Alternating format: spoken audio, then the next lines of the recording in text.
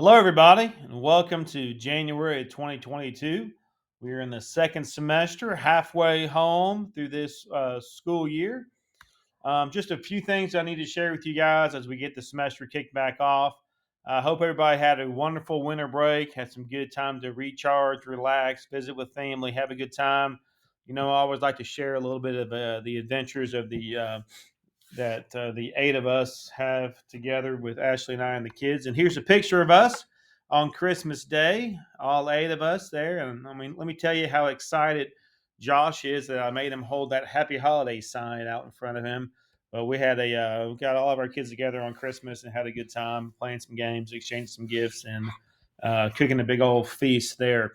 Ashley and I did spend a lot of time watching TV over the break, and I got hooked into two new shows. 1883 is a show on Paramount that has got Tim McGraw and Faith Hill in it, and it's kind of the Yellowstone backstory of one of the Duttons as he goes out to Montana from Tennessee, actually, to settle out there. And Mayor of Kingstown is a good show if you're into crime and blood and violence, like I am from time to time. Mayor of Kingstown is another show on Paramount that's worth checking out. My son Josh and I watched all the Matrix movies, all of them, but the last one we were supposed to watch the last one together, and he watched it without me. So now he owes me some time. But we did also check out that, of course, Spider Man is the blockbuster movie of the holidays. It is the largest grossing movie of 2021. And to be honest, that's probably not a very hard mark to hit these days with all the movies that went straight to streaming on 2021. Ashley and I got away for a few days to New York City. This is we got just a few pictures here. We found a Tennessee bar called Printer's Alley there in New York City to watch a bowl game, to watch Tennessee play. Who did we play? Purdue, and unfortunately the Vols lost that night. We went to see Book of Mormon on Broadway, which is a phenomenal show, very funny, very inappropriate from the South Park guys.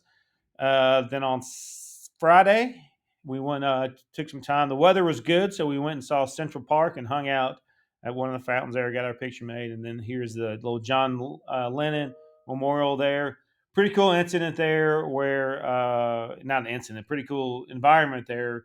They had a guy out singing Beatles songs on his acoustic guitar. It's pretty cool there. We had dinner that night at Cow's Delicatessen, which, if you don't know, is a famous. It's the oldest deli in America, famous for the pastrami sandwiches. Famous scene from When Harry Met Sally. There, we also crossed by the Nexus of the Universe. Kramer got lost there one time, where he was at the corner of First and First from Seinfeld. So I had to take a picture of that one there. New Year's Eve, we got fancied up and went down to the Times Square area. We did not get all the way down into Mayhem, but we were about 8 blocks north of Times Square, saw the ball drop, and then scuttled back to our hotel. We were home by probably 12:15 that night. Crazy, I know, right? Then the next day, big day, we went and saw Rockefeller Center, and then checked out The Office, a musical parody of The Office, in a real small stage. That was kind of from our seats right there. We were 4 rows back, and really, if you're an Office person, it's a funny deal. And then that night, we were able to find a couple tickets for Hamilton, pretty cheap on StubHub. Some folks, I guess, had sold their tickets because of COVID, and so we were not scheduled to see Hamilton, but we ended up catching them there in the Rogers Theater, and it was phenomenal. I was not a big Hamilton person before, because I'd kind of stay away from it, waiting to get a chance to see it in action, and I did, and I've been listening to the soundtrack nonstop ever since. A couple of other odd things we saw in New York City. A lot of people were asking us how COVID was up there, and people are very COVID aware up there, as you may imagine. You had to have your ID and your vaccine card everywhere you went, going from restaurants to theaters to bars to go into Walgreens. You had to have your COVID vaccine card there. And also, if you needed a COVID test, they had vans on the side of the road and tents on the side of the road where you can get a COVID test, and then you could cross the street to find a dispensary to meet your other medical needs as well. Right there at the van, they also provided cookies if you see on the right side of the van there, so you can get everything you need there in one-stop shopping there in New York City, the city that never sleeps. So that was my winter break. It was great, and we're excited to be back here with you guys. We want to introduce three new staff members to us that started with us today. Olivia Koosman is working primarily in biology. She is in the STEM Academy. She's taken Michael Hartman's spot. Michael has moved on to work in the private sector as a trainer for an engineering firm. He'll do a good job there, but Olivia is going to come in and attempt to fill his shoes there.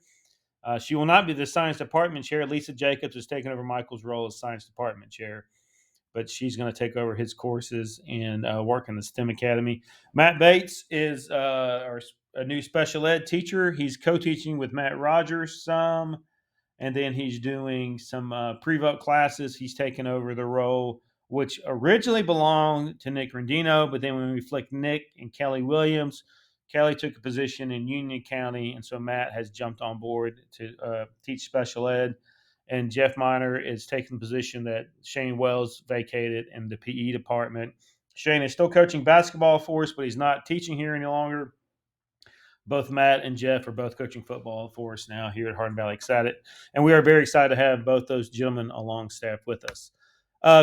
I mentioned this in an email before we left for winter break, but I also wanted to give them a quick shout out here that you guys voted these 6 folks as our representatives for Teacher of the Year. They are Dr. Brooke Bianchi-Pennington, Veronica Cataran-Speed, Amanda Danson, Rebecca Furman, D.L. King, and John Side. So congratulations to those 6 folks. Quite the honor to be nominated by your peers as Teacher of the Year. Well deserved for each of them. One thing that we needed to update you guys on, there's 2 things, but one thing with the Forward Next Generation Learning, the 7 schools who are part of that process in the first cohort, they are us, Carnes, Fulton, AE, Farragut, Bearden, and Central. And I think you would agree with us when we say that's a diverse smattering of schools. It's not all one kind of school, but kind of across the board. Only thing we're missed there is a rural school. Who are part of this process. And the one thing that everyone is doing this next school year as step one, as we're looking at adding more academy-style schools to their district, is everyone's going to a freshman academy. And so the district has put together, along with the 7 schools involved, some non-negotiables that our freshman academies must have. After each school meets these non-negotiables in their own way, they can do whatever else they want or not want with freshman academy, but you have to do these things. So let's look at the non-negotiables for Hardin Valley Academy's freshman academy. We have to have an identified set of teachers dedicated to the building their freshman family who are relational with high expectations. Need to have a dedicated space in the building in close proximity so that we set a pattern for future academies. And we need to teach a freshman seminar class to all 9th graders so there's a common curriculum and course outcomes. And then to prioritize both SLC common planning time or academy common planning time for freshman teachers, as well as have a plan for your PLCs. So let's look at each of those real quick. Do we have freshman teachers dedicated to freshmen? Yes. Do we have a dedicated space in the building for them? Yes. Do we teach a freshman seminar? Yes. And do we have academy common planning as well as PLC common planning? Yes, we do.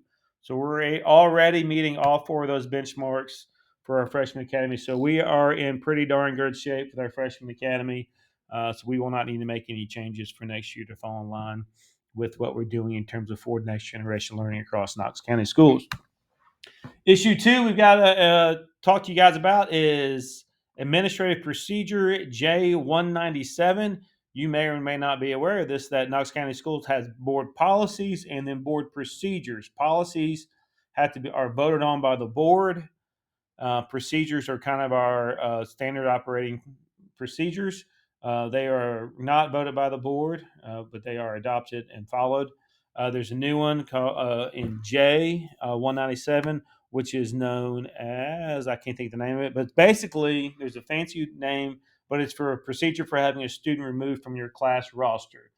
So if there's a student, for whatever reason, you say this kid can't be in my class, now there's a set procedure to follow across the district that tells you how to do that. And there's a whole series of steps of a written request and then steps we take and steps teachers take. And then there's an appeal process. So if there's a kid you don't want in your classroom, this can tell you what you need to do to get that student removed and the criteria that will be used. Um, and not just because he can't behave is not necessarily a reason to get him out of your classroom.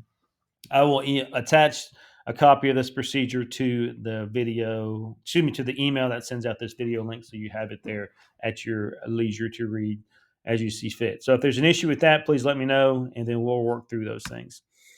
Beginning of a new year, I always like to come up with my word for the year to kind of help guide me and keep me centered, and also kind of look at how I can grow and improve as a person, as a father, as a husband, and as a school leader, and all the different facets of my life. And last year, if you recall, my word was forward.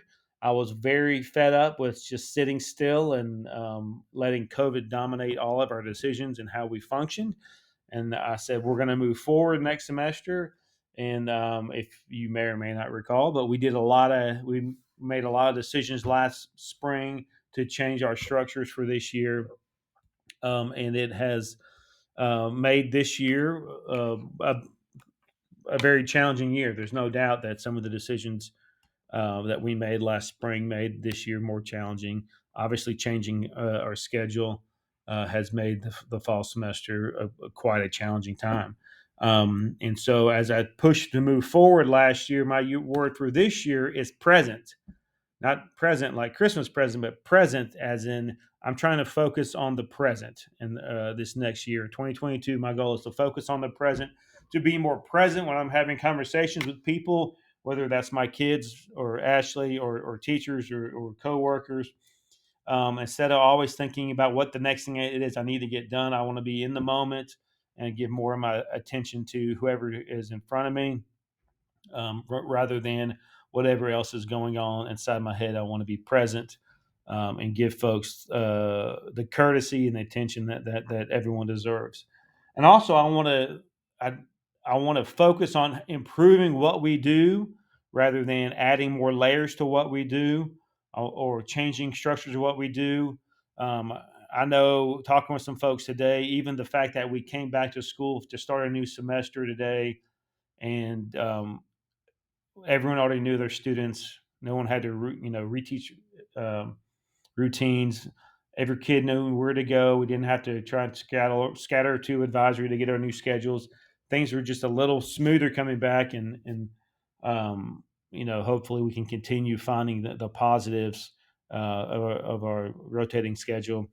Now that we're last semester was very difficult, no question about it. This semester will continue to be difficult as we grow into that. But I want to reassure you guys we're going to stay the course with that. We're going to stick with it, and we're going to look to improve it and focus on being present with our structures and how do we grow and get better without necessarily changing. This is not going to be a year of spring of planning change. It's going to be a year of in spring of planning how we grow and improve. One way we can always get better is doing the little things right. We reminded our students today about being tardy, and so be sure you guys are doing the little things right in your own classrooms, holding kids tight to expectations. We want to hold kids tight to expectations, but we want to provide a lot of support at the same time for finding that sweet spot between high expectations, but also high levels of support and being consistent. If we're asking our kids to be on time for class, we need to be on time for class. We need to be doing the little things right to make everyone's life a little bit easier.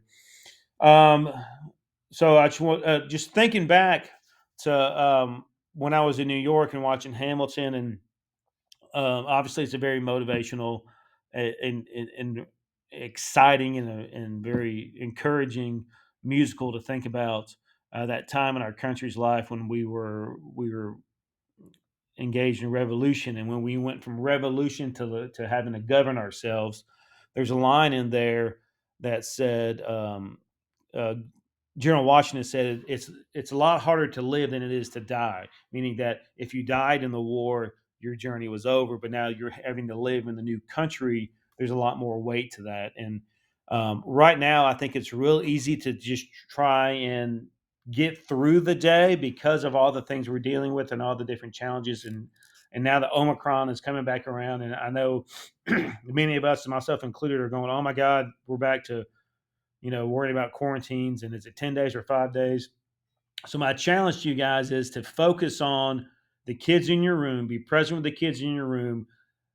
This may be your hardest year yet teaching, but this is their only chance to have a sophomore year. This is their only chance to take Algebra 1. This is their only chance to have biology. They're only getting one shot to take your course. So give these kids your best effort and your best energy this year, because this is their one shot to have you as a teacher, and it is your one shot to have these kids in your class and to make a difference in the lives of these kids. So that's my sermon for the day. I want to remind you guys that we appreciate all you do. We love you guys. We hope that we were able to make y'all feel valued the last few weeks, and we're going to continue to try to make you guys feel valued. We know you lift up a heavy load every day, and we appreciate that. And please let us know, is there anything we can do to support you guys. Thanks so much, and have a great day.